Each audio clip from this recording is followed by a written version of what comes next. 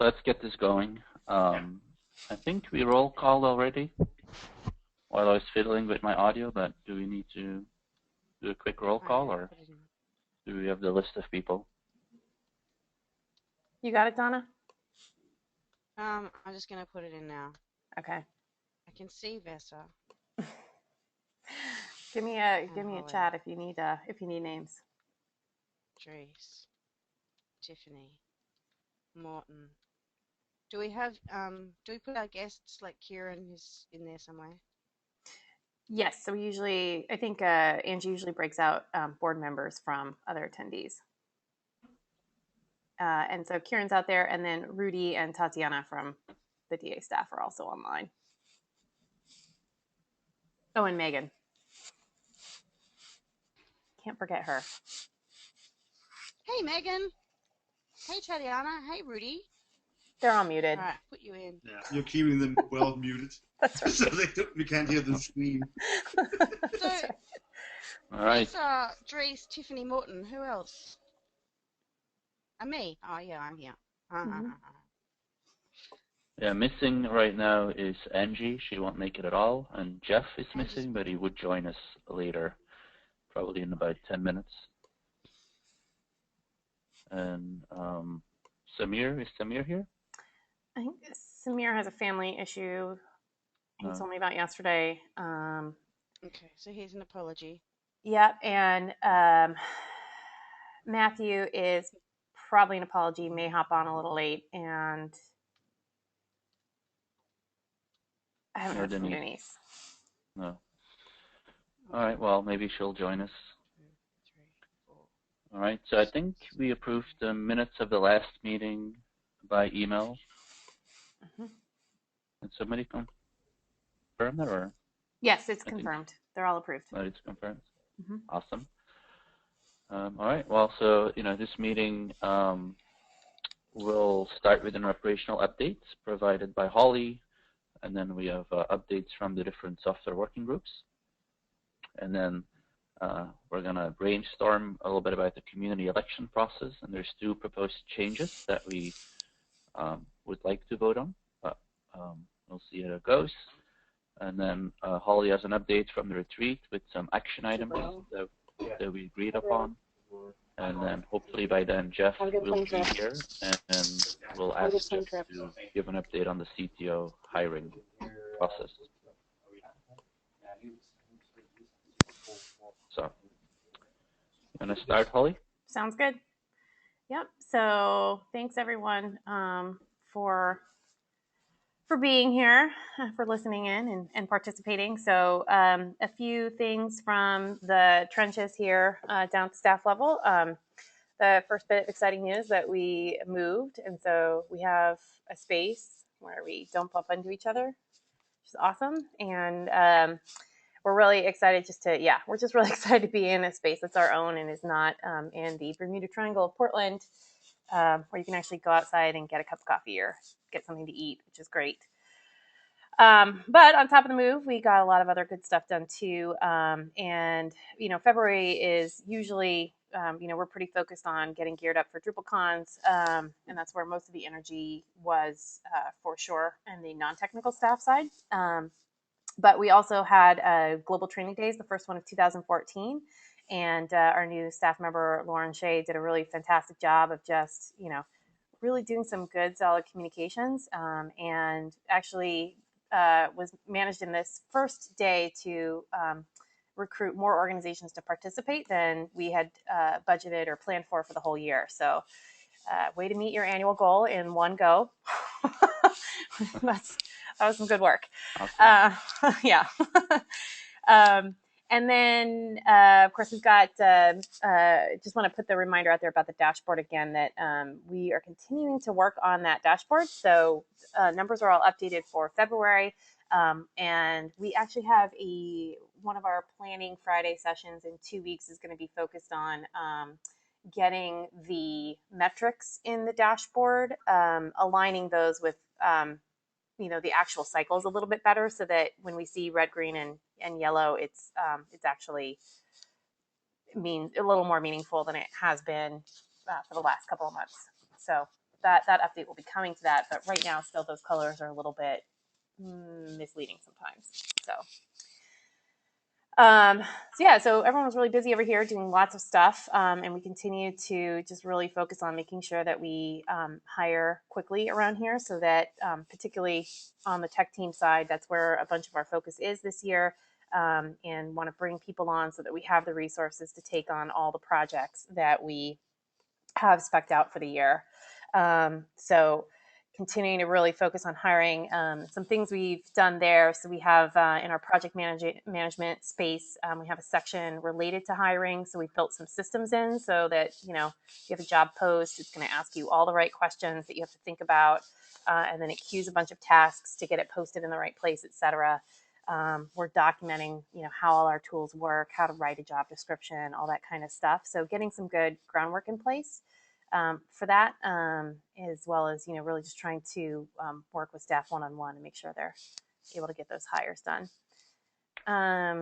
On the governance side, you know, that still continues to be a thing that can hold us back if we can't get if the governance groups aren't able to work well together and work quickly together. And I think there's been actually a lot of progress in the last couple of months, just in terms of things like the software working group being able to say, yes, do that project and hand it over to the staff, and then the staff, you know, finding the contractor and pushing the ball forward, or taking on the work and pushing the ball forward, or, you know, working with the volunteers to push the ball forward. So I feel like we're starting to make some progress in that arena, which is great. We have a CTO hire, which should help, you know, continue the momentum, because we have someone who's really focused on that in a unique way.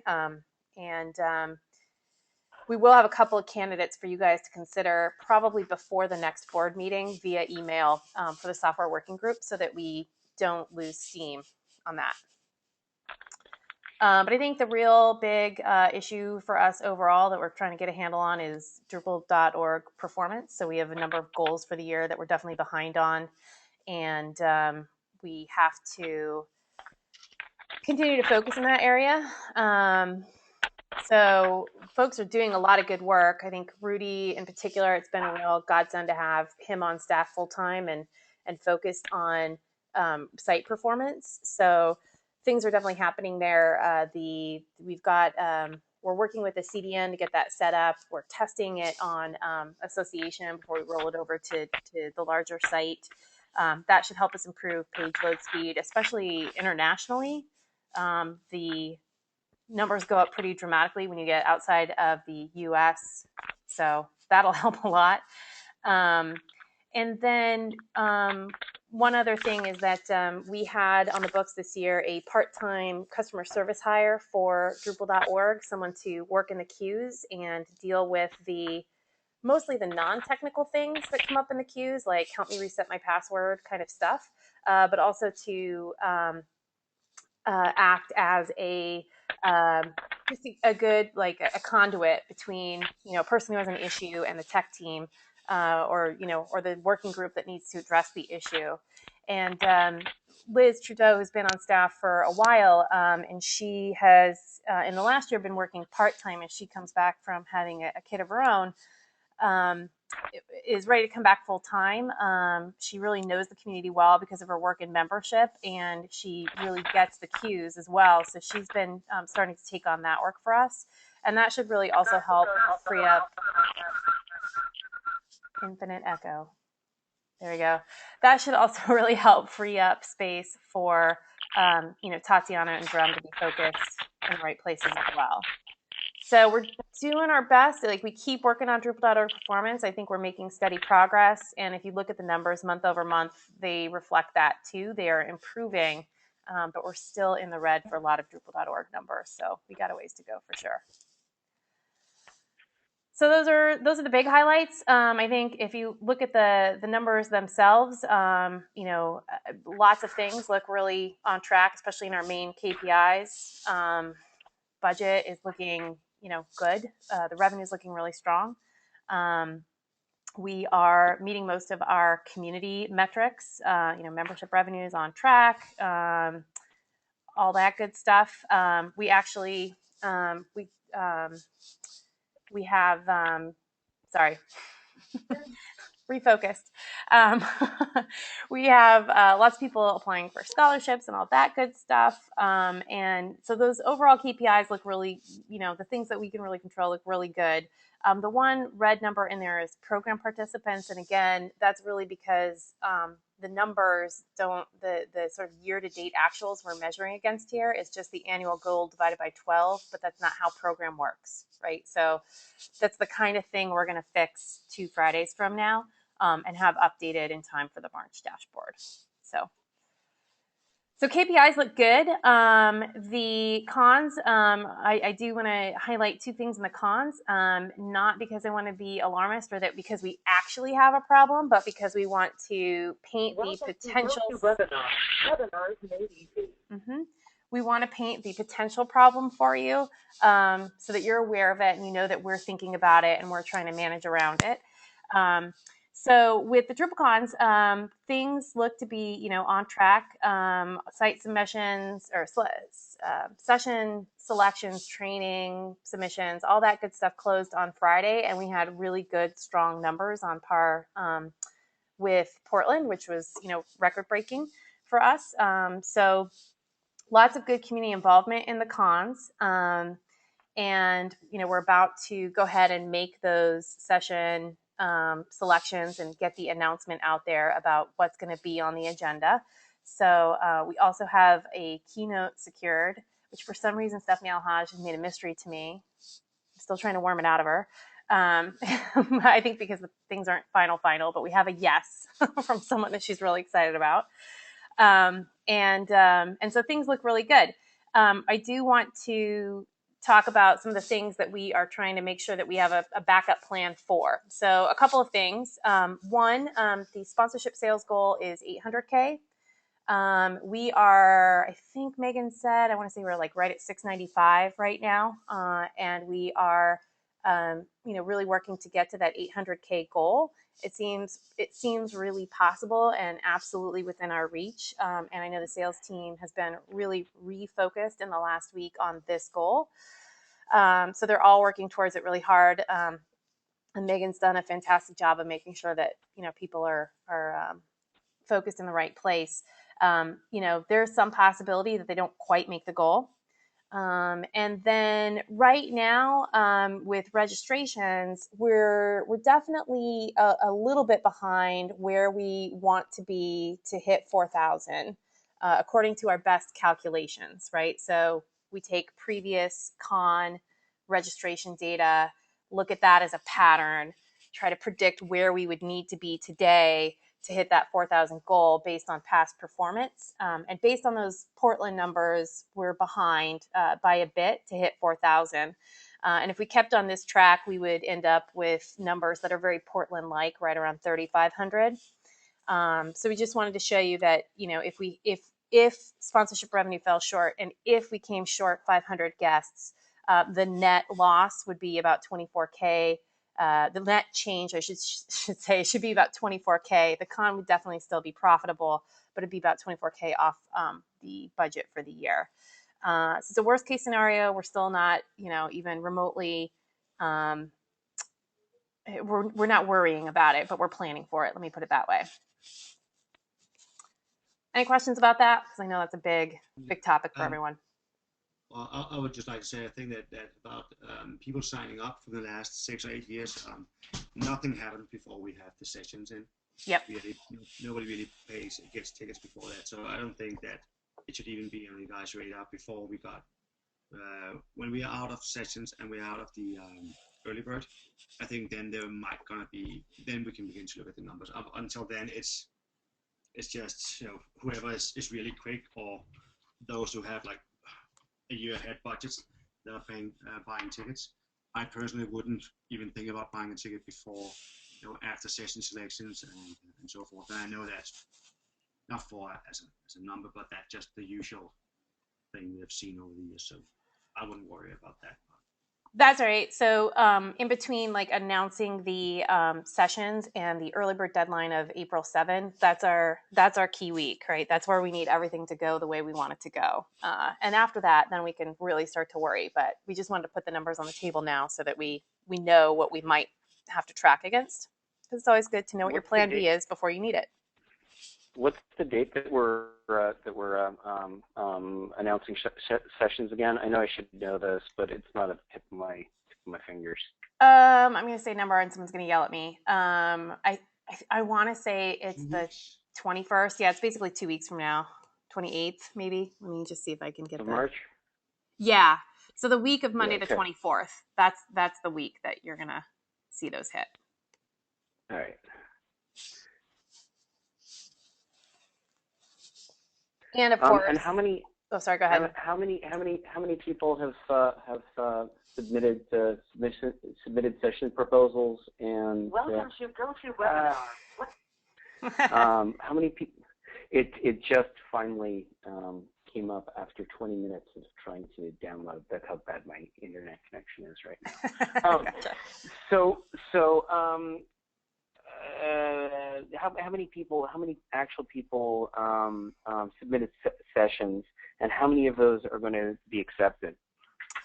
So the exact number I'm not going to remember. Stephanie told us the other day, and I cannot remember. It's but essentially it's a ratio of like 5 to 6 to 1 in terms of like what gets accepted versus doesn't. So we say a great many, because we end up with around 100 sessions. Okay, so we probably have somewhere in the neighborhood of 600 submissions. Something like that, yeah. Okay. I was just saying that as I remember the numbers from the top of my head, it's usually between 400 to 600 sessions for the American conference, about 300 to 400 for the European conference. Yep. That's been the numbers for the last. I want to say it was 581. That's the number that's coming into my head, but that could totally be a lie. Oh, and I can see on IRC that Steph is giving us Oh, good. 504 unique speakers and 130 sessions, give or take, for labs, and 582 total submissions. 584 submissions. I was so close. I was only 3 off. Okay, so that's Yeah. like 450 people that we know are really interested in the con, who aren't going to do anything on. They may not even do early bird, but they're not going to do anything certainly before Sessions are announced. Yeah. Yeah. So that kind of tightens up those numbers a little bit for you. For sure. We also have, the hotel block is doing really well. And so we have like way more people who have registered for hotel rooms or reserved hotel rooms than have registered for the conference right now. So that's just another indicator Oh, that's that weird. there's more stuff coming. Yeah. Yeah. So yeah, no, that's not like a lot of people try to get their, like, they want to reserve a hotel room and then they go through the process of like trying to get the travel approved and all that good stuff before they can register. So. I mean, I agree with Morton. We shouldn't panic. Right. Maybe they're thinking like South by where you must get a hotel room, like you really have no choice. That's right, Denise. That's the first thing. Yeah. Yeah, so there's definitely no panic over here, but I'm just, like we're really working hard to move towards, being data driven and knowing where we're at, and I want to share these things with you. Yep, that's great. Okay. Anything else on that? Okay. So Amsterdam, we're working on, and that site is scheduled to go up in the next few weeks as well. So that'll be a very early launch, and I just want to say congratulations to the Stephanies because they've really pushed this stuff forward in a very productive way, and that's been much appreciated. So on the Drupal.org side, again, like I said, there's lots of red when we look at these numbers. Part of that is I don't think we always had the best numbers to go on when we were looking at what to model from. So that's something. But other things like actually just clearly need to get fixed and it's going to take some time. So for example, the page response time, but like I said, Rudy's really working on a plan there. And if you looked at the December and January numbers for that, they were pretty outrageous. And now we're actually, within a second of goal, which is, I know a second is a huge amount of time in the standard of the web, but is much better than where we were at. And then Jeremy has done a ton of work on testbots in the last couple of months. And so it's still above goal, but I think if you'll recall from the last board packet, this number was like 147 minutes of test. And he's continued to do some improvements there. So hopefully we'll continue to see this come down. And we as staff continue to be really committed to trying to figure out how to help Jeremy. This seems like I know this is a really critical issue, especially for the core maintainers. And so we feel extremely committed to figuring out how to solve this problem as quickly as possible. So there's that. And then one just big bright spot in the Drupal.org numbers, the landing page traffic for Drupal 8 continues to be incredibly strong. So yeah, I mean, it's still, compared to overall Drupal.org numbers, it's small, but that page is getting some significant traffic, and so there's definitely interest out there, you guys. Definitely interest. So on that side, just a couple of quick things that the software working group helped spin up, and we are working on. They got a developer tools team going, which is really great, and we've got a few projects going because of that. So we are working on, let's see, so we deployed the UX improvements to the issue page. We are working on version control to get ready for Drupal 8 release. And Marco right now is working on backlinking commit messages. That was another thing that was really asked for.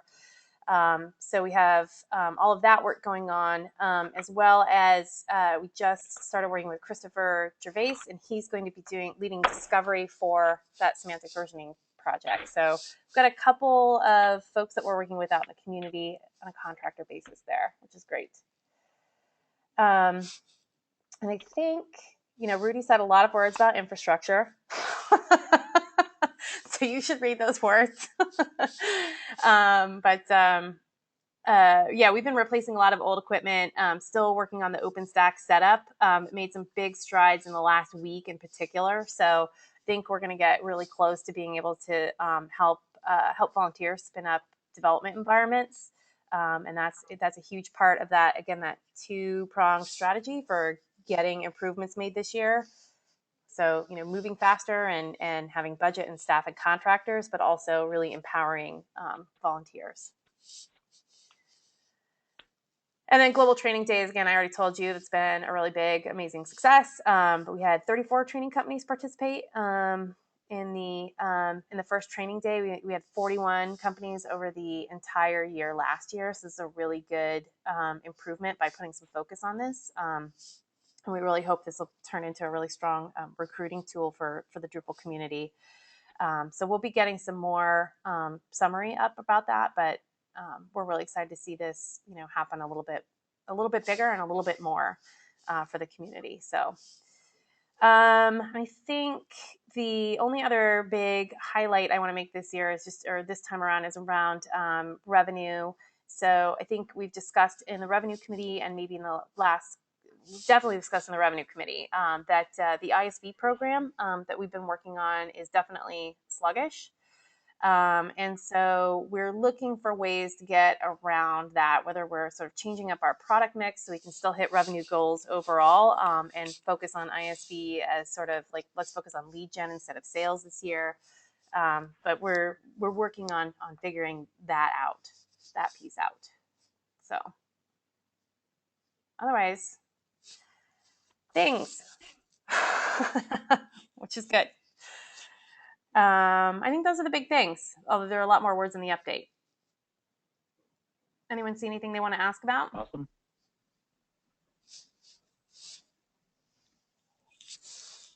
If not, I think we should move on to the...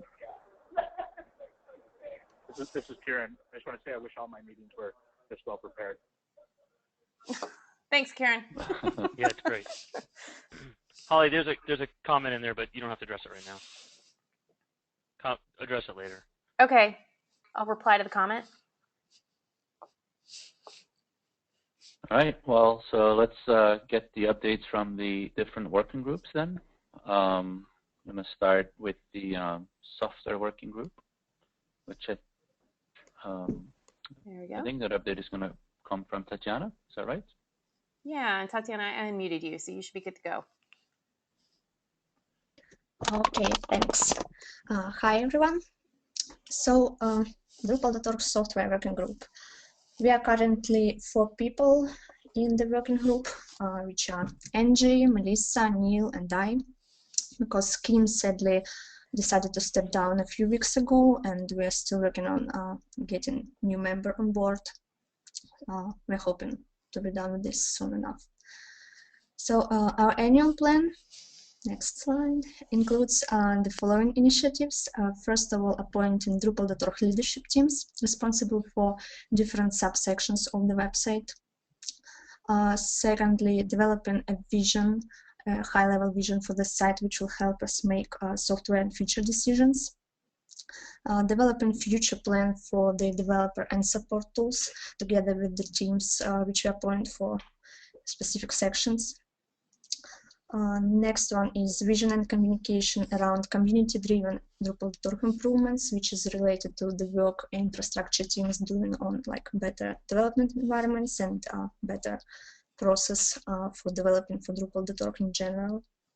And lastly, last big initiative is big Drupal.org ideation process, which will be a basis for planning for 2015 and hopefully even 16. So what did we do last quarter? First of all, we appointed developer tools team, and the team already started working and regular public meetings, and seems to be doing pretty good. We also basically appointed community tools team. Public announcement should go out in the next few days. We are just finalizing the list of people. We also started to work on appointing communication tools team, which is currently under discussion with the content working group. And we also started working on appointing translation tools team, which will be all about localized Drupal.org subsite. Current project status. So out of 5 section-specific teams, we already appointed 2. 2 are still in progress, and we haven't started on one yet, which is documentation tools team. And here we are just waiting for documentation working group to be officially appointed, so we could coordinate with them on the team. Developer tools team started working on gap analysis for the current tools. This will be a basis for future planning. The rest of the projects we had in our annual plan are scheduled to start later in the year, so we haven't started on them yet. We also have some projects which we authorized as a working group, but we are not actively working on them. First of all, developer tools team leads the work on the 3 quick win Drupal.org features, which we identified last year during the ideation process. And to help with that, we as a Drupal Association hired Marco Vilgas to implement one of them, the linking commits on issues, and that project is pretty close to be finished. Additionally, we approved a budget for discovery process, as Holly mentioned, for supporting Drupal core semantic versioning on Drupal.org, and we already have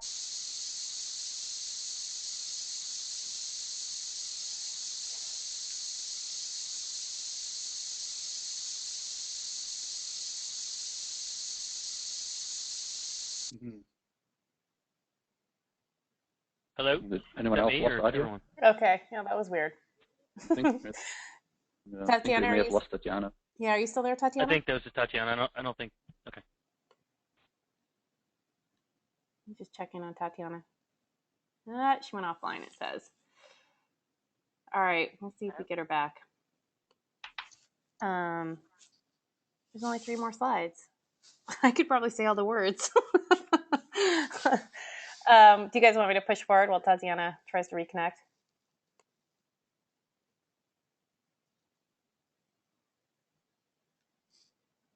Hello? Hello. Yeah, I think it's Okay. probably better to just skip ahead, right, in the meantime, or I don't know. What's Yeah. logistically? Let's not waste time. Okay. So do you want me to walk you through the last 3 slides and then we can move on? Yeah, I think that would be fine. Yeah. Okay, great. So yeah, as Tatiana was saying, Christopher Gervais is working on core semantic versioning, and then the infrastructure work is leading this, but it's obviously been in close collaboration with the software working group. But the infrastructure work group has been leading primarily through Rudy the work on creating the full development and staging environments. So working on that. So a couple of challenges to the work right now. Obviously, we need to appoint an additional member to the working group and get that up to full speed. And we are always, obviously, limited by the amount of time that this volunteer group can spend talking about issues. And you can unmute Tatiana and see if she's back. Thanks. Awesome. Yeah. Carry on. I'm sorry. I have no idea why my Wi-Fi decides to go down right in the middle. It's not like there's a revolution in your country or anything, so it's cool. Right. Yep. So current challenges for our working group, I assume as for most of the working groups, first of all, is limited availability of members. If we just had some more time, could get so much more done. Secondly, we do have a lot of quite time-consuming tasks, which the group needs to deal with, at least for now, until we appoint all the teams and have all the processes going. Also, quite a big challenge is a lack of volunteers with knowledge and desire to be members of leadership teams which we are appointing. This results in working group members taking some of the roles on, and in ideal world this would not be happening, but that's just what we have to do right now. And also last challenges, changes in working group membership, so we have to spend some time onboarding members and getting them up to speed and such. So what we need to be efficient, well, obviously more volunteers for the Drupal.org leadership teams, and we also need to hand more tactical tasks to the Drupal Association staff to keep working group on a strategic level. And we did some steps in this direction, but we can probably do more of that. So our plans for the next quarter are the following. First of all, we will finish appointing all the Drupal.org leadership teams. We will work with the Drupal Association CTO on the vision where Drupal.org is going. We will work on future plans for the developer and support tools based on the gap analysis performed by the teams. And lastly, maybe the most important, we will prepare for the big community ideation process to plan for next year or two. Thanks. That's it. Questions for or about? I do actually. I was wondering if this has been put on the table for the governance committee to relook at software working group's charter once the CTO has been hired. Is that something we can do at the Portland retreat, perhaps, to make sure it's still relevant? Yeah, we haven't been charged with doing that, but I think that's a great idea, and I would love to help spearhead that. Yeah, I think we need to look at probably all 3 charters, but in particular, software working group seems to me to be one that needs to be looked at in the lens of having a CTO. Yeah, I'd love to do that with the rest of the year. The initial thinking was to obviously appoint the CTO as a member of the group, but there, more may be required. Yeah. The idea was for the CTO to actually be the chair of the group. Right. But I agree. There's a lot of, it's worthy of discussion at least, and maybe changes as well. Especially like we now have additional leadership teams within the software working group, like developer tools leadership team, it sounded like, and a community tools leadership team, and a communication tools leadership team, and a translation tools leadership team. So there's at least 4 other leadership teams, and yeah, it would be good to revisit that, or to think about that in the context of the CTO, and also, like, does that set us up to make decisions fast enough, and all that stuff. Okay, I noted that for the retreat agenda.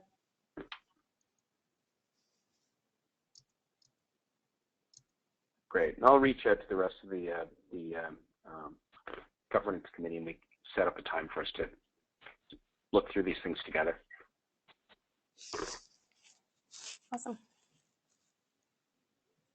All righty. No more questions?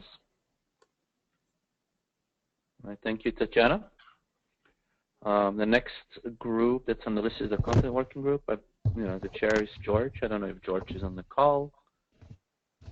I'm here. Can you hear me? Awesome. Yeah, we can. Okay. Are you going to walk us through, George, or?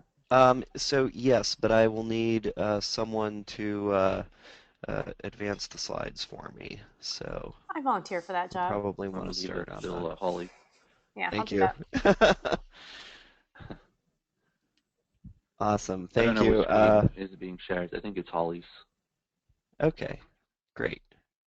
So hi there. Welcome once again, Drupal.org Content Working Group. Go to the next slide. Just a reminder of who we are. Megan, Tatiana, Jeff Ayton, Royce Colton, and myself. Go down next slide. Again, this is recap. The major initiatives we're working on this year are doing all the foundational work that's necessary to conduct a full redesign in 2015. What that includes is starting with user research and persona development so that we have a better understanding of who our existing audiences are, who our target audiences are, what motivates them so that we can serve them better, and we know how to serve them better. Followed by audit and assessment of Drupal.org content, combined with the development of a comprehensive and long-term content strategy for Drupal.org, and the development of better metrics and reporting for progress and success. We have a lot of data right now about Drupal.org. What we would like to do is turn that into more actionable information. In addition to that, we have a number of ongoing duties and responsibilities, assisting staff with landing pages, marketing initiatives, developing various policies, and other triage as necessary. So moving on to the next slide. What we did in the last quarter, we developed a draft RFQ for that user research and persona development project, which is that first stage of that foundational work for the redesign. Worked with Joe to review a copy for Site Builder and Drupal 8 landing pages. In particular with the Drupal 8 pages, took some of the language in there, tried to make it a little bit less developer-centric for some of the different pages. Tried to make it a little less, make it use a little less Drupal insider jargon. We're working with the staff to identify personas for future landing pages. So we had the Site Builder page that launched at the end of last year, and then basically there are a number of other landing pages that staff is working on pushing out over the next quarter. It seems like we might have a consensus that the next one might be front-end developer, themer, someone in that kind of general audience. And we've also been working on various policies, including updated terms of service and privacy policy. So in the next slide, so our current status report, and this I put this together last week, so this is actually a little bit out of date. The user research and persona RFQ actually was approved by the committee at our meeting this morning.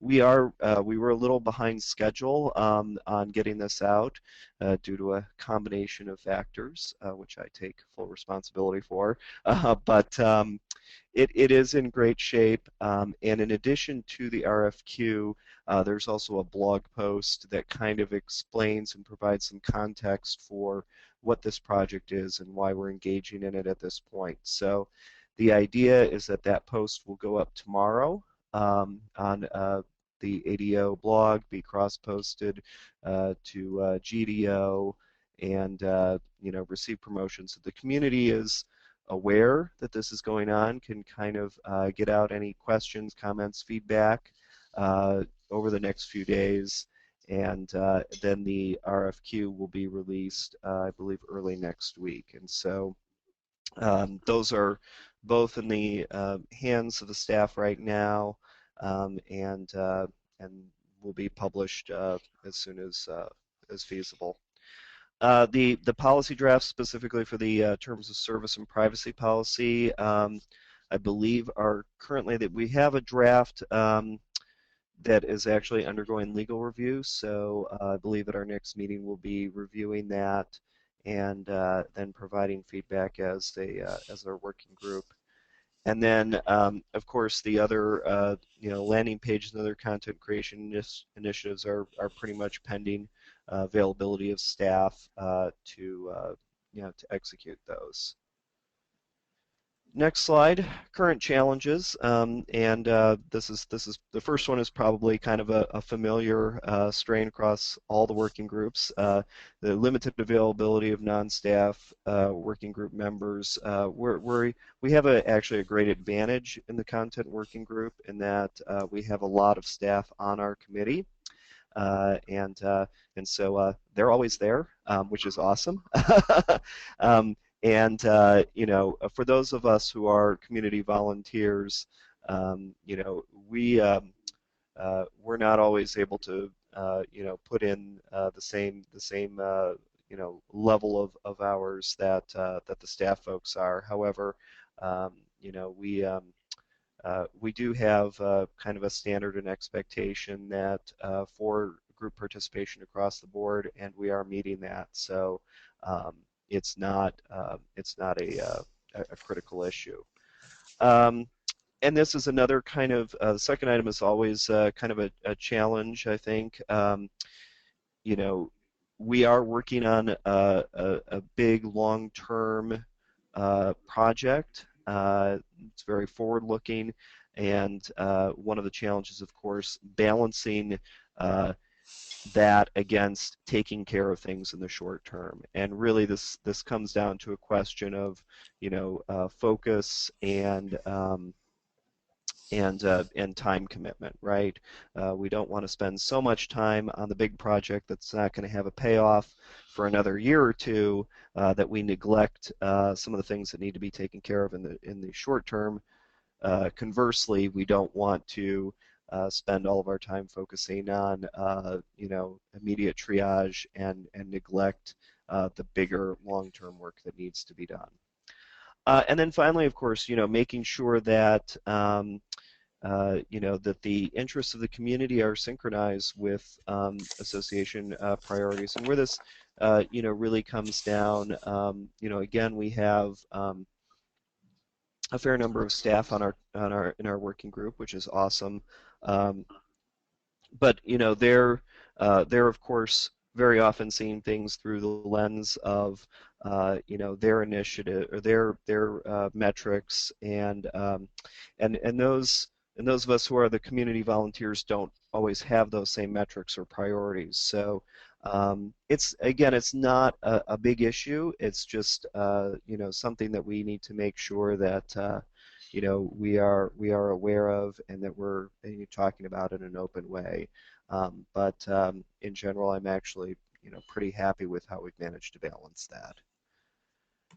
Moving on to the next slide, what we need to do to be more efficient, involving more members of the community in helping to execute our initiatives. So I've actually had the opportunity, Joe and Megan have introduced me to a couple of interested members of the community who have approached them and have expressed interest in helping out. So I think we've had folks from the community obviously helping out with the Drupal 8 pages, the site builder pages. I'm going to be having a call with another community member next week, and so really we're just for those folks who care about this stuff, who care about Drupal.org and have the availability to lend a hand, we're always more than welcome to involve members of the community, and the the more that we can add, it'll help us help make some of these other tasks a little bit easier to execute. So we as part of a blog post that introduces the audience research and persona development project, we are reaching out to the community to help us participate in that. The exact nature of that community participation, will be defined once we have the consultant in place. But we are anticipating that there will be the potential for in-person interviews at DrupalCon Austin, as well as additional interviews conducted remotely, because we want to make sure that we're speaking to folks that are representative of our entire global community. Moving on to the next slide. What are we working on next quarter? Audience research and persona development. The first step is obviously the vendor selection process, and that's being managed. I think Tatiana's PMing it. It's being managed by staff, and then getting our consultant kind of kicked off as soon as they're selected. Working with there are a few new staff members. We want to make sure that we're providing guidance, answering questions as needed on things like case studies, landing pages, and other content. Once the proposed Drupal.org policies are back from the attorney and we've had a chance to review them, we'll be sharing those with the community to get their feedback and to validate that they're consistent with our what our community needs and is looking for. And then the next phase is the content strategy project. We'll be developing that RFQ over the next quarter. We'd like to get that out this summer. Make sure that we're we have that timing early enough that we can complete the project within this year, but also make sure that it's informed by some of the direction we're seeing from the research and persona development. And then, of course, we will be having working sessions at DrupalCon Austin to kind of track where we're at and where we need to go. And that's all I have. Any questions? Hey, George, this is Kieran. One of the big challenges we had as a community was how little people understood what a redesign for a website was and how the process would work for the one we did many years ago. And I'm just wondering if you thought of doing a webinar series to take Q&A and create an asset so that people who wanted to get involved in the redesign or wanted to comment on it could sort of get a baseline. And then another thing to think about is there some way to sort of recognize members of the community who put in effort to understand the process, or like offer them like a badge or some sort of official participant thing where it's like, they've read the blog post, they understand the process, they understand the working group rules. So it's less of sort of complete and utter craziness and more of people who've sort of shown an effort to work within work within a process and inform themselves. Yeah, so to answer that second question first, have not actually given that a lot of thought. I think that's a really great idea. Obviously, as we get further down the process and are involving more and more people, we're going to need to have some structure around, how those volunteers are involved, and I think it absolutely makes sense to make sure that they're recognized in a very public way. In terms of your first question about sort of helping folks understand how this redesign process is going to work.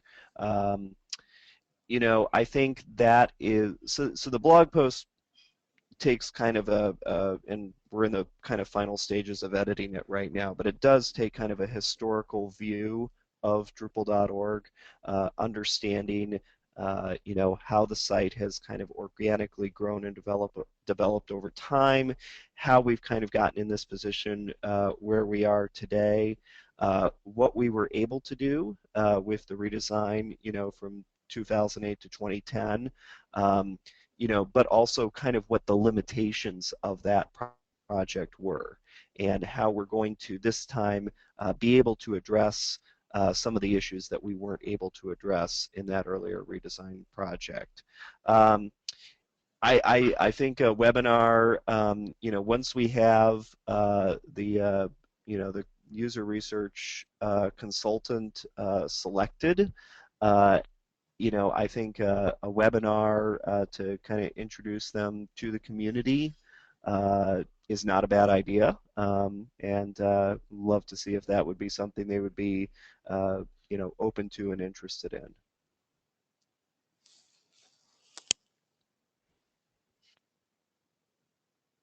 Any other questions?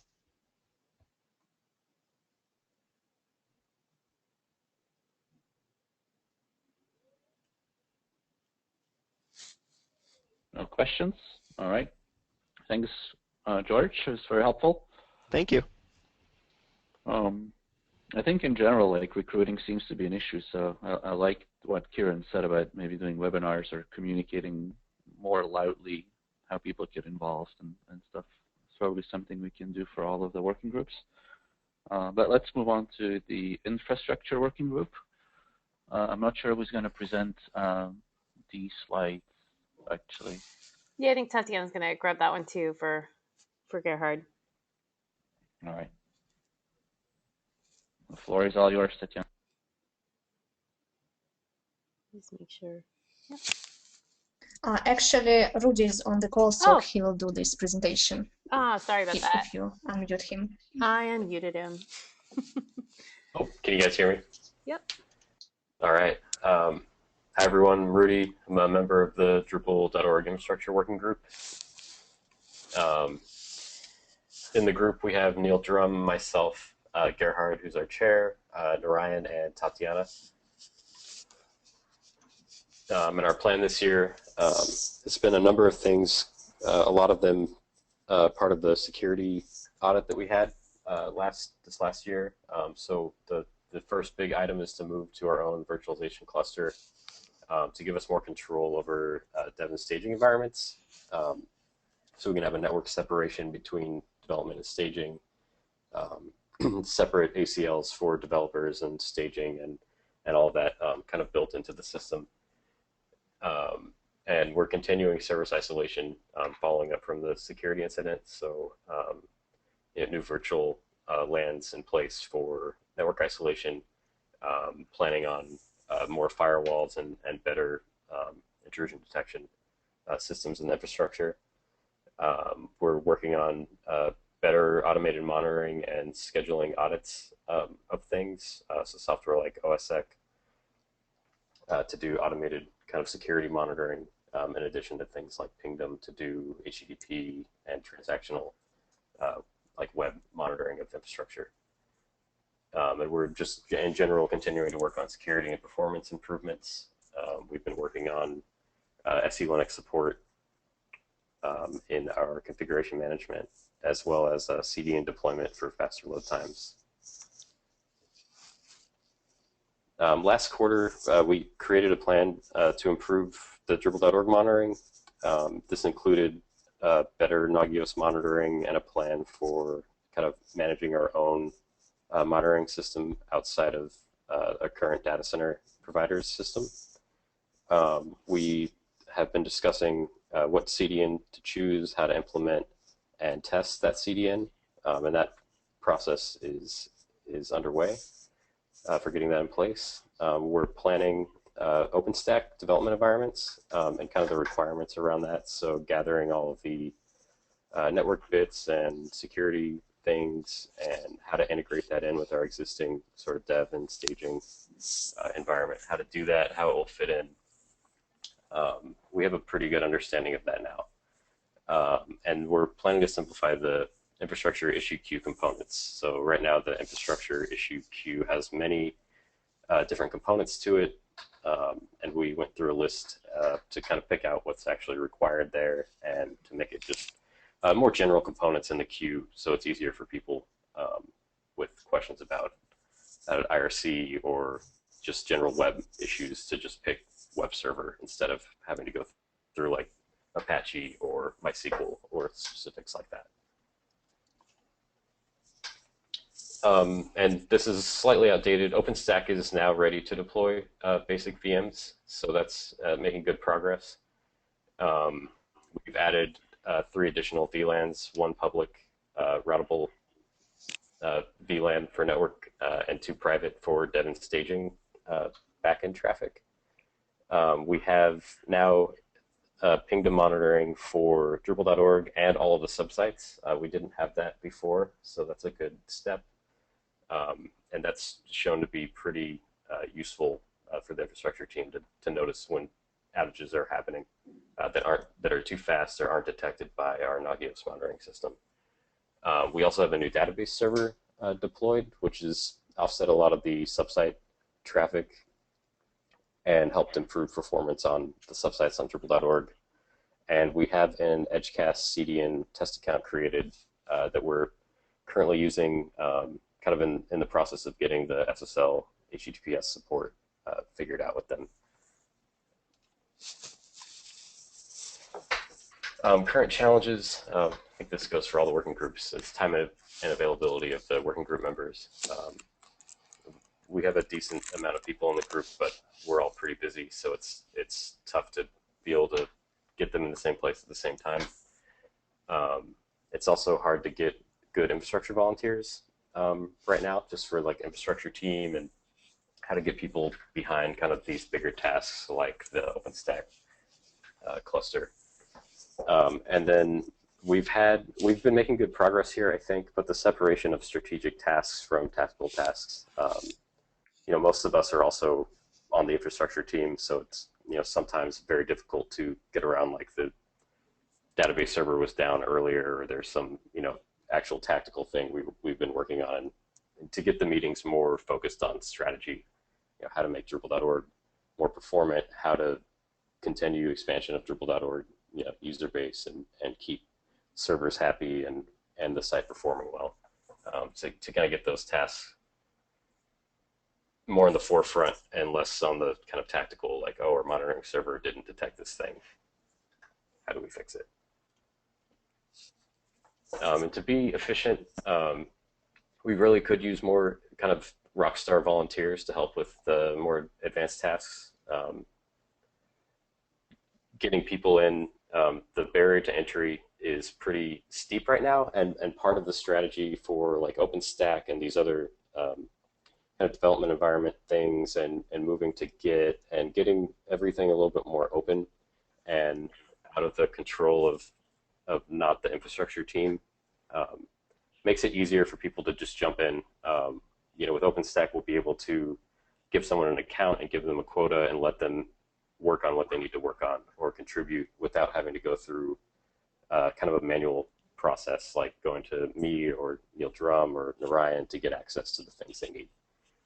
So we're working on less barriers to entry, but there's still definitely many barriers there. And there's also been kind of a lack of focus on the infrastructure side, on the testbot infrastructure.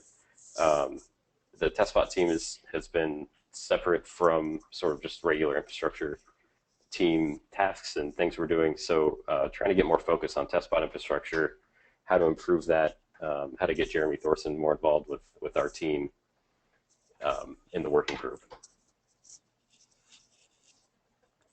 And so next quarter, the biggest item is to get the CDN deployment moving along. So to get the actual CDN in front of kind of the subsites first, and then you know, finally Drupal.org as we work out any kinks we come across. We're working on kind of how to better our internal monitoring systems. So how to keep us alert if things are happening, if things are breaking. Better, like deeper MySQL checks and deeper web checks to know if things are breaking before they actually break, to get that in place, and to include Jeremy Thorson in the working group meetings to improve the transparency with testbots. We've been more involved lately, talking with Jeremy and working with Jeremy, so to get his ideas out there, and so we can kind of work more as a group and get more transparency there. I think is a good next step. And thanks. Any questions on items? Rudy, have you selected a CDN provider? We have selected Edgecast. Okay. As the working group. That was kind of a, who do we select? Narayan had done a bunch of research on CDNs, and kind of nobody was against Edgecast, so we went forward with them. We have a trial account with them right now, and they're working on. Oh, go ahead. What other CDN providers did you look at? That is a good question. Max CDN was definitely one. I think there was talk about bigger ones like Akamai, but the expense was a little high for what we're doing. And Edgecast came out as a good kind of mid-range CDN for our needs.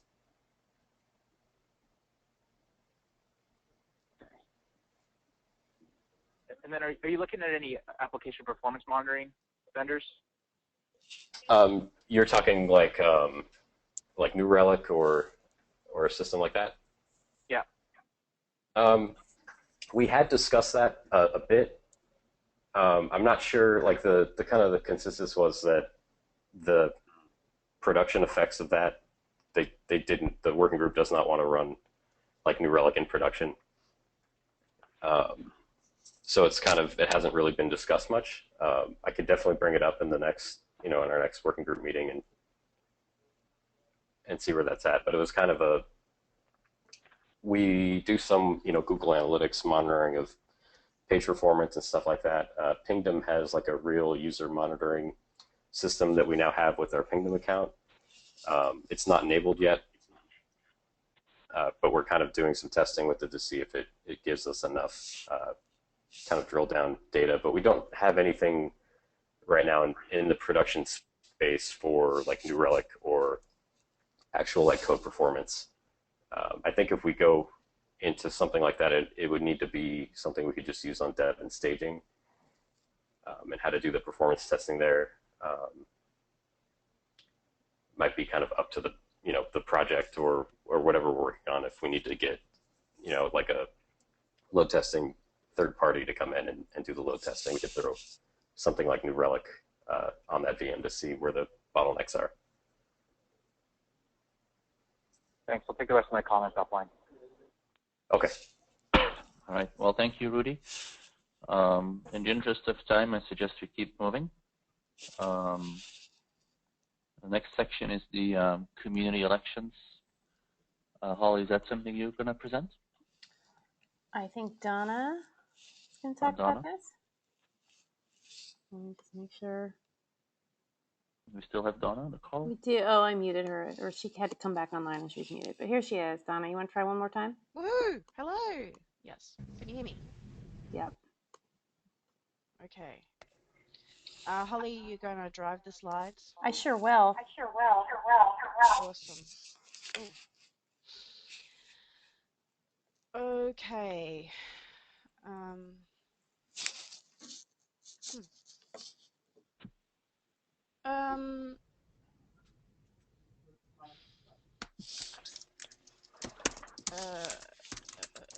Sorry, I'm kind of getting the overall of the slides. Okay, so community elections for 2014.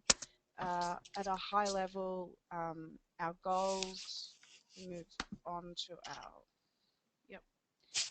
At a high level, our goals are to increase the awareness and participation amongst the community in the election process that we have it traditionally. So far, the participation has been pretty low, so whilst the aim is to represent the community, if the community is not involved, then the question is how representative are we actually being? Improve the user experience for voters, provide better resources to candidates to assist with onboarding once they're elected, and this is something that's sort of been discussed but we haven't really locked down, is to shift to a 2-year staggered term for community elected board members. Next slide. We've established that a year isn't really long enough to be effective, and discussed that taking that community directorship to 2 years would probably help with that, and that it's really helpful for community directors to be involved in the strategic planning, but they need to have needs to balance being involved in that process with understanding a bit more of what goes on. So timing is an issue there. Next slide.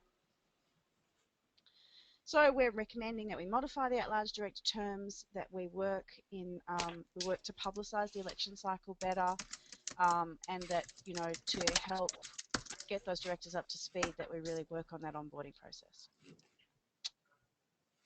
Next slide. Yeah. Last year, Pedro and Tatiana and Drum did a huge amount of work to get the voting software up onto D7, and it actually all worked pretty well. We had an offline vote counting thing using the software that we used, and that also worked a lot more smoothly than any of us kind of anticipated, so that was great. And the hope is that this year, because we've got Brendan on board, he'll be able to actually manage the technical side of the election, so that's really great. And now, because we do have extra firepower around marketing and communications, that we should be able to improve that outreach and really try to engage the community more effectively. Next slide. So this is sort of one of the big questions. I've just kind of listed out the timeline there that we ran to for last year.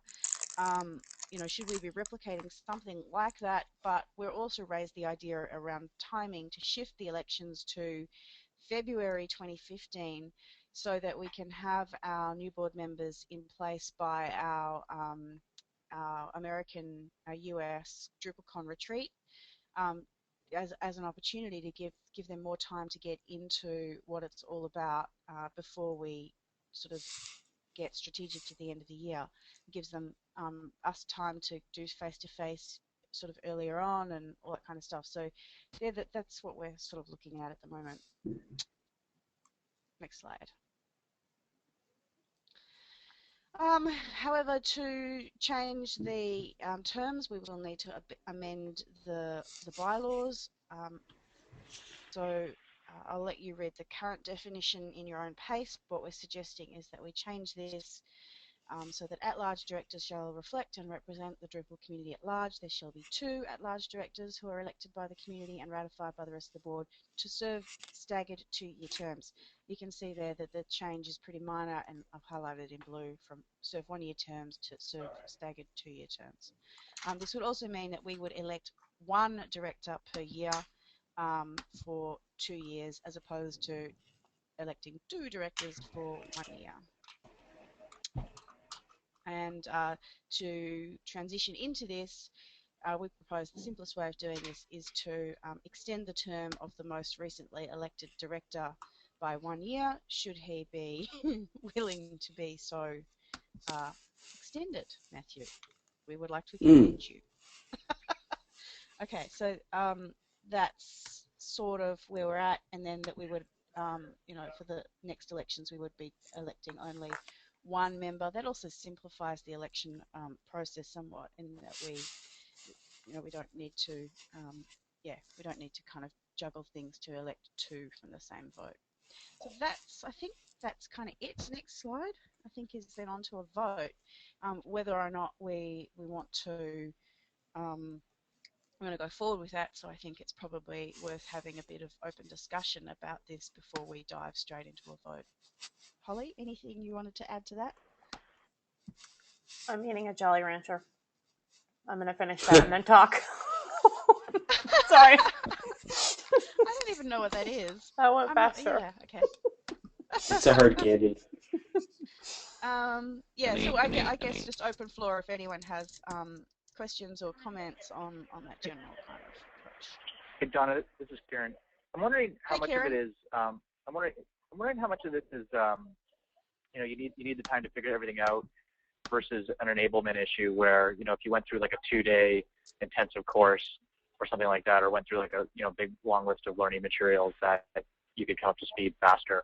The reason I bring this up is, you know, certainly while it's a challenge for community board members, I think it's also a pretty significant challenge for new board members as well as, you know, members of the community and staff and stuff like that, and whether we're really getting at the heart of the problem, which is just Kieran, how much effort it takes to come up to speed. Yeah, I think that's a good question, and I think part of it could definitely be helped by having some great materials or perhaps a course. But part of it is also the socialization of becoming part of, you know, what if we effectively become a team on the board, and I've sort of seen the difference of the meetings we've had, the more recent meetings where everyone actually knows each other and we actually, you know, we're all kind of, you know, we've all kind of the group formation thing has happened and we have actually become more performant, I feel. So some of it is definitely just raw knowledge, like how can you get the information in your head faster, but some of it is just time and socialization, and we don't meet frequently enough to really do that. So yes, I think some of it will be solved that way, but not all of it.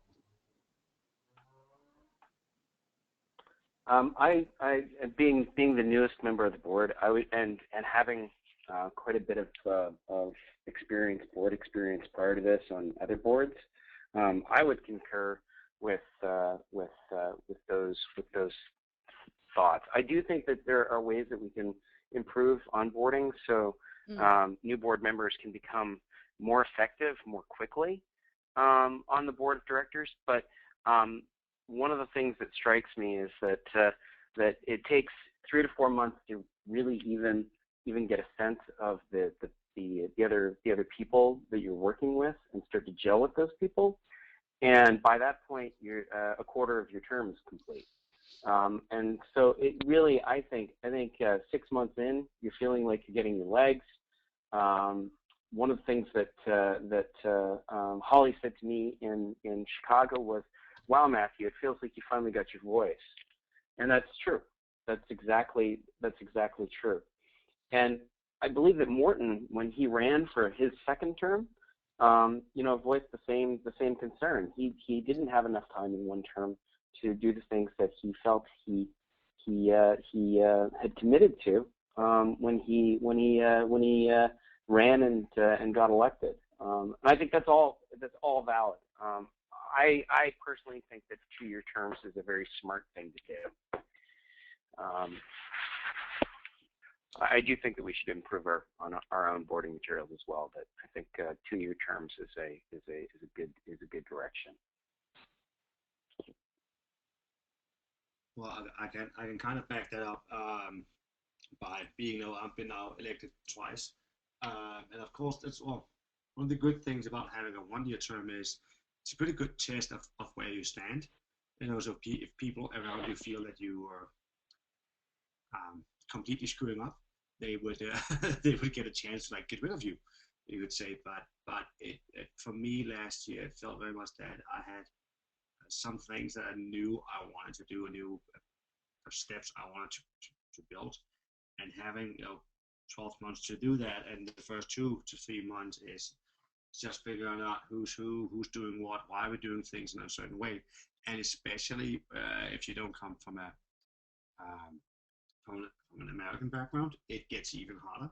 So that was definitely a thing for me that took some time.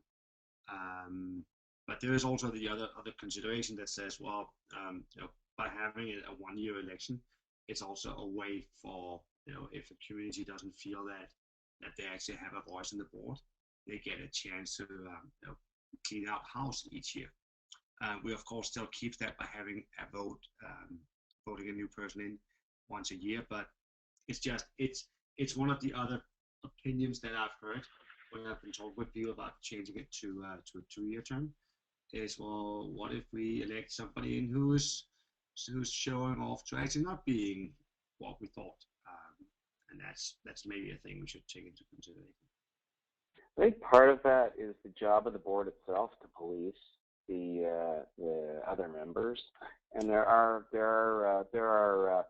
contingencies in the bylaws that allow removal of a board member, and I think that if we were in a position where an elected member was really screwing up or was acting in a manner that was not appropriate, or if community members approached members of the board to say, hey, this person really isn't doing what they ought to be doing, there are mechanisms in place to take care of those kinds of I don't see it as a big thing. It's at least a thing to have in the back of the head. Yeah, I think Angie has raised the concern too that the community election process can be a little bit of a wild card, and if we were to get someone got me in twice. That's right, Morton. You're the case in point. What do we do? So I think I've certainly heard those concerns, but having been a community elected member, and I certainly felt that it was 6 months in before I really grokked exactly what was going on, and then you turn around and it's time's up. So I definitely favour the extension, but I do hear the other side of that argument, and I think they're very valid concerns. But on the other hand, I don't think we should be afraid of our own community. So it's not a thing. I don't see it as a big problem. I just see it as it's not all shiny rainbows. Yeah. But that's how I think it's kind of more like it's noted, right? We sort of go, yeah, that's an issue, but it's not a big one. Yeah. Yeah, it's not a thing. Does anyone else have other thoughts? Anyone else have thoughts they want to share on this? Go ahead. I was just going to say, it seems like we've got really good examples of being able to extend people, and there's a really good mechanism when it's working well, and if you do get a wild card, that's really intangible and hard to. You can measure it, but it's just really hard to work on that dynamic if things aren't going well. And having run some organizations and been part of organizations, people often don't think and put enough time into exit plans, and that's why you have time limits to sort of force an exit plan if things aren't working well.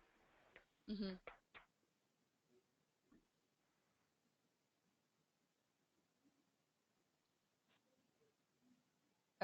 Anyone else?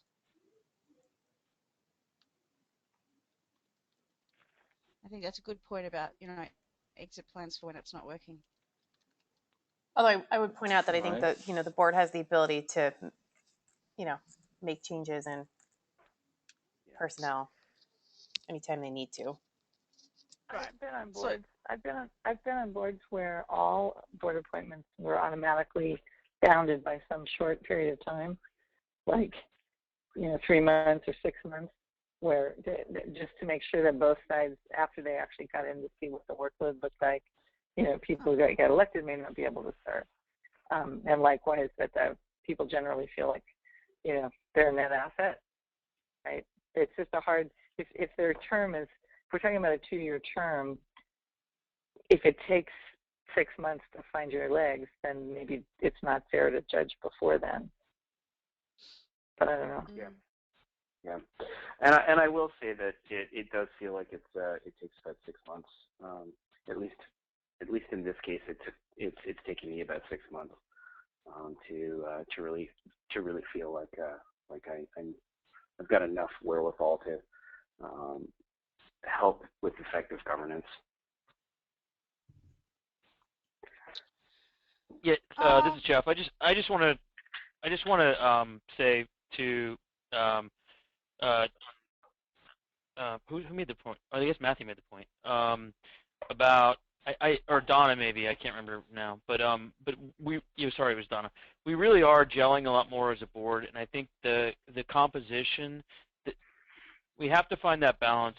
I think it's great to have like a trial period or something, which is, are you sure you want to do this, to make sure that people aren't slogging through, and didn't really appropriately address the commitment. But I also think that anything that we can do, including this measure, to extend the time frame that would allow us to keep a composition of the board more intact and overlap for a period of time is good if the results are anything close to like what we've observed lately. Because I do think that, you know, every team goes through the forming, norming, storming crap, and we've definitely been through that and come to a point where I think we're much more efficient, and I think that's really helpful for everyone. So I would support this if we think that that's an indication of why we're doing that. Thanks, Jeff. Anyone else who want to have some thoughts to share?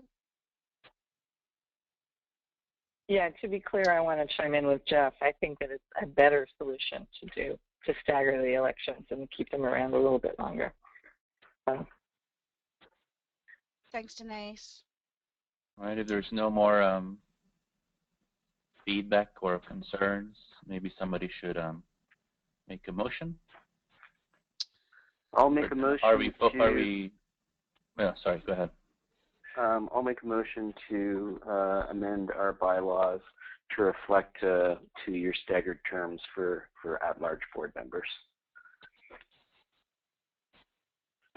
Second that. Second that. Great. So do we want to do a roll call on this? I think it's important. This is our bylaws. Yeah. All right, Okay. let's do Matthew says aye. Morten says aye. Dries says aye. Tiffany, aye. Denise, aye. Jeff, aye.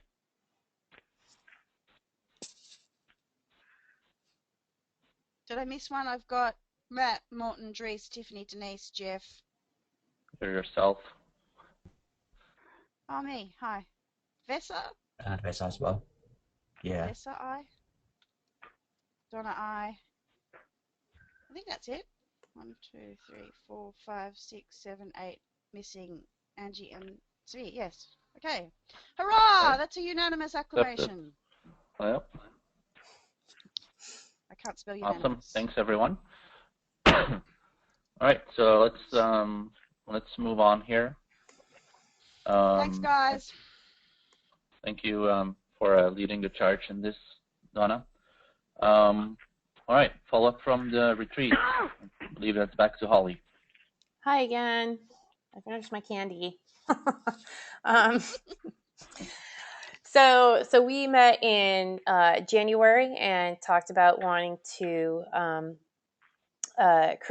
fill in some of the gaps that we have in terms of just sort of overall organization strategy and some of the pieces you need to make that happen. So we talked about vision statement, adjusting our mission statement, values for the organization, and then we also talked about what seems to be a problem that we run up against over and over again, which is that there's a real lack of clarity about sort of what should be the responsibility of association staff and what should be the responsibility of the community when it comes to Drupal.org, DrupalCons, all the community assets that we have to maintain together. So those were the things that we talked about. We had a lot of great discussions and wanted to share with you how we are thinking about operationalizing this plan, and that's what this document is about. So I wanted to put in front of you some of the major milestones related to those different areas, and if this looks good, then we'll take it down to staff, and we've got more detailed steps laid out that we can put into play on the staff side to work with the community to have discussions about all of this and move towards some sort of consensus about all of these items with the community. So the RACI chart, which is the way I've just sort of summed up that idea. We talked about RACI over and over again, the idea of figuring out who does what and how. So our goal there is to be able to talk about that and vote on it in August, that we would have a draft for the board the staff would work on a draft for the board to discuss on June and then take to the community in July. Vision and mission, you guys have already discussed mission. We want to work on finalizing some of the vision discussion, have some community discussion around that this month and bring it to you at the next board meeting to vote and get that piece in place. I think that piece is really important for the RACI discussion. Values are also really tied into this. We want to talk about it at the June DrupalCon retreat. And have a discussion with the community, after that, be able to finalize those in July for the organization. And then board operations was another thing that we talked about, just making sure that you guys are set up to support all of this work. So we are going to, the plan would be to repeat the board survey that we did last year in the month of April, discuss that in June, and then that'll require a further action plan based on whatever directions we see from that. And my hope here is that we'd be working really closely with the governance committee, who would look at those survey results and make the recommendations to you about where to go next. So with all those pieces in place, that gives us a really good framework here on staff to then complete a 2015 leadership plan and budget, which would also include a look into 2016 and 17. We don't ever want to give you a plan without some sort of context for it, that it's a little bit longer term. So this definitely would fall short of a strategic plan, but we want to be able to flesh out a little bit what like 2016 and 2017 look like. So after the June, July, August timeframe, we have all those pieces to be able to finalize that and bring you, as we did in our last cycle, bring you a draft for the September Amsterdam retreat. Have community discussion around that after a board vote in November. So those are the main things, and I think that what we need from the board to get that done. We'd love to have some folks from the board who want to work on the vision and mission. Who want to work on, drafting some of the language around the vision in particular, and have the board help us identify who are the key stakeholders in the community to help us have this conversation. We definitely will want some board volunteers to help draft that RACI chart, and as I said, the governance committee to be involved in the board operations piece of it. So trying to keep that short because it's been a long meeting, but there's where we're at. Any discussion or concerns about that? That was pretty clear to me, but no one? All right. Next and last item is an update on the CTO hire, which I believe could be fairly quick. Jeff? Yeah, so I don't want to steal too much thunder from Holly, so I'm gonna. No, you can steal away. No, Holly. I think this is yours. I think you ought to. I think you ought to own this one.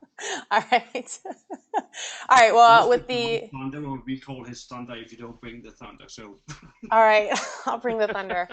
With the great help of Jeff and a really wonderful hiring committee, it was a really great experience to work with all of those folks. We are really excited to announce that we have made an offer and it's been accepted. So we have a CTO. Yeah. All right. And congratulations. Yeah, his name is Josh Mitchell. He works at Multnomah County, so he's here in Portland. And Multnomah County is a big government Drupal shop. He's run a lot of great projects, both applications and websites for the county. He's a really great team builder.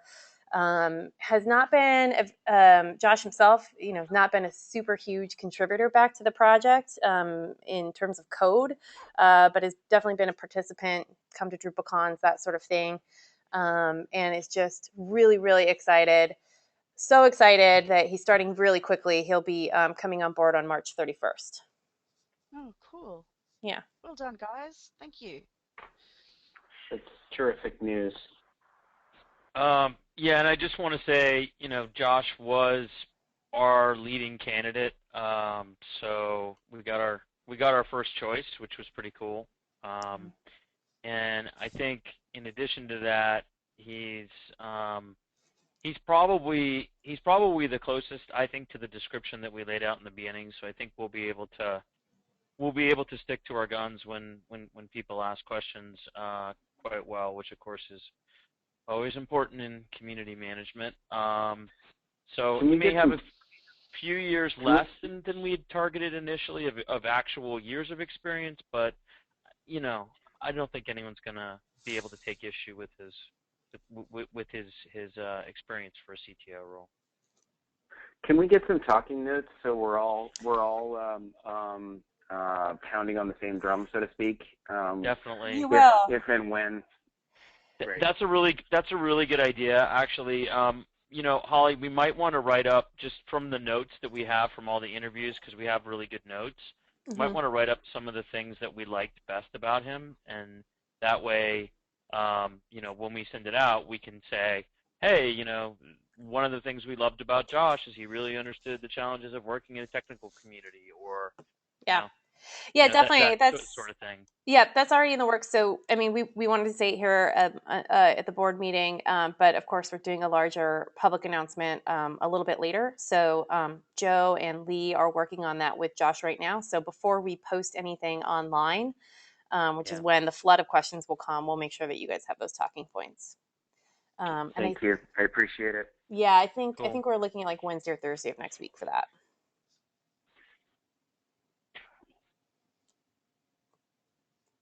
Great.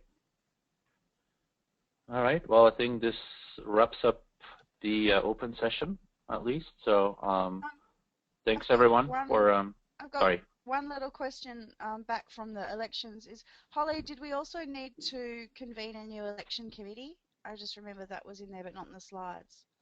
Convene a committee? Oh, I still have you on the committee. Let me follow up with you on that offline. Okay, cool. No worries. All right. Any other questions? No? All right. Well, let's adjourn this part of the meeting and then move to the executive session. So thanks, everyone, for attending, and including people like Kieran for your participation. Talk to you guys in a minute or two. Yeah. Thanks, everyone. Thanks, Thanks, everyone. Thanks, everyone. Bye.